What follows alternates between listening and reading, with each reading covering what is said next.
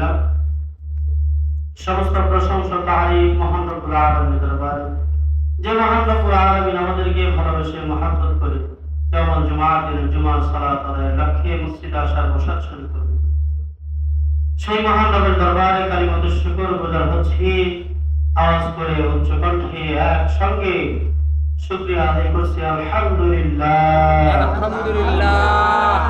সর্বশত পরিবর্ত সারা বিশ্ব মানবতার মুক্তির দিশারি, বিশ্ব মানবতার মহান নেতা, সাইয়্যিদুল মুরসালিন, খাতামুন নবিয়্যিন, আশরাফুল আম্বিয়া, মানবতার মুক্তির দিশারি জনাব মুহাম্মদুর রাসূলুল্লাহ সাল্লাল্লাহু আলাইহি ওয়াসাল্লাম। সম্মানিত আল্লাহর বান্দা, তারা সকলেই কেমন আছেন? আলহামদুলিল্লাহ। আলহামদুলিল্লাহ আলা কুল্লি হাল। সকল অবস্থায় ভালো রাখার মালিক কে? আল্লাহ। আল্লাহ রাব্বুল আলামিন আমাদেরকে ভালোবেসেছেন বিধায়, মহব্বত করেছেন বিধায়, কবুল করেছেন বিধায় আমরা আজকে যখন জুমার দিনে জুমার সালাত আদায়ের লক্ষ্যে মসজিদে উপস্থিত হতে পেরেছি। যাদেরকে আল্লাহ পাক এখনো কবুল করেন নাই, তারা এখনো মসজিদে আসতে পারে নাই। এমনও ব্যক্তি আছে যারা আযান হওয়ার সাথে সাথেই প্রস্তুতি নেয় মসজিদে আগে আগে যাওয়ার জন্য, আগে আগে মসজিদে উপস্থিত হওয়ার জন্য। আর এক শ্রেণীর মুসল্লি আছে, তারা চিন্তা করে যে আলোচনা তো হচ্ছে, হতে থাক, ইমাম সাহেব বা খতিব সাহেব আলোচনা যখন শেষ করে দিবেন তখনই আমরা মসজিদের মধ্যে প্রবেশ করব। মন চাইলে সুন্নাত পড়ব, না চাইলে পড়ব না, বসে 2 রাকাত জামাতের নামাজ আদায় করে আবার দৌড় মারব। কথা বলেন ঠিক কি? ঠিক। এমন মুসল্লি আছে না? আছে। এমন মুসল্লি আছে। বর্তমান সমাজে এমন মুসল্লিদের সংখ্যা মনে হয় দিন দিন বেড়েই যাচ্ছে, বেশি হয়ে যাচ্ছে। এর মূল কারণ হলো ইমানের গলদ, ইমানের ঘাটতি, ইমান দুর্বল, যার কারণে ভালো কথা শোনার মতো, ভালো কাজ করার মতো, ভালোভাবে ইবাদত করার মতো পরিতৃপ্তি আমাদের অন্তরকরণে নাই, অন্তরের মধ্যে নাই।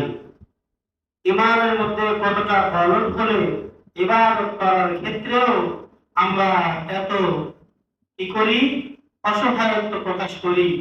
আমরা সব জায়গায় দৌড়াদৌড়ি করতে থাকি, আমরা সব জায়গায় সুন্দরভাবে কাজকর্ম পরিচালনা করে থাকি, কিন্তু মসজিদে আসলে আমাদের এমন সমস্যা হয়ে যায় যেন মনে হচ্ছে আমি কত বছর হলো না খেয়ে বেঁচে আছি।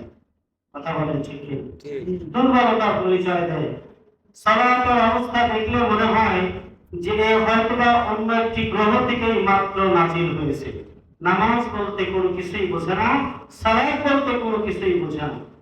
সম্মানিত হাজিরিন, আমরা সালাত আদায়ের জন্য যেহেতু মসজিদে আসবো, তাহলে আমরা শিখে নিব সালাত কিভাবে আদায় করতে হয়, কিভাবে আদায় করতে হয়, কিভাবে রুকু করতে হয়, কিভাবে সিজদা করতে হয়, কিভাবে দাঁড়াইতে হয়, কোন কোন তাসবিহ কোন সময় পাঠ করতে হয়।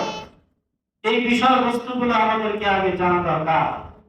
আমরা 40 বছর 50 বছর যাবত সালাত আদায় করি, এখনো আমাদের সালাতের অবস্থা এমন যেন অবস্থা দেখলে মনে হয় এ সবেমাত্র মুসলমান ধর্ম গ্রহণ করেছে। কথা বলেন ঠিক? ঠিক। নামাজ পড়তেছে, এদিক ওদিক তাকাচ্ছে, নজর করতেছে, এদিকে দেখতেছে, ওদিকে দেখতেছে, নামাজ আদায় করতেছে ঠিক, কিন্তু মন মানসিকতা অন্যদিকে চলে আসে। তাসবিহ কখন কত পরিমাণ, কি পরিমাণ তাসবিহ করলো এর কোনো হিসাব নাই। 2 মিনিটে 4 রাকাত নামাজ শেষ। এমন মুসল্লি আছে না? আছে।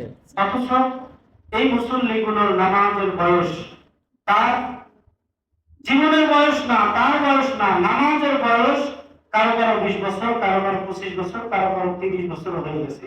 তার নামাজ শুরু থেকে আজ পর্যন্ত তার নামাজের বয়স, অথচ রুকু সিজদাগুলোই সঠিকভাবে আদায় করতে পারে না, জানে না বা পারে না। সম্মানিত উপস্থিতি, আমরা সকলের জন্য দোয়া করি যে সমস্ত মুসলমান ভাইরা সালাত আদায় করেন প্রত্যেকের জন্য দোয়া করি রব্বুল আলামিন সঠিক মাসআলা জেনে সঠিকভাবে সালাতের নিয়ম হুকুম আহকামগুলো পালন করে সহিভাবে সালাত আদায় করার তৌফিক যেন দান করেন বলে আমিন। সম্মানিত উপস্থিতি,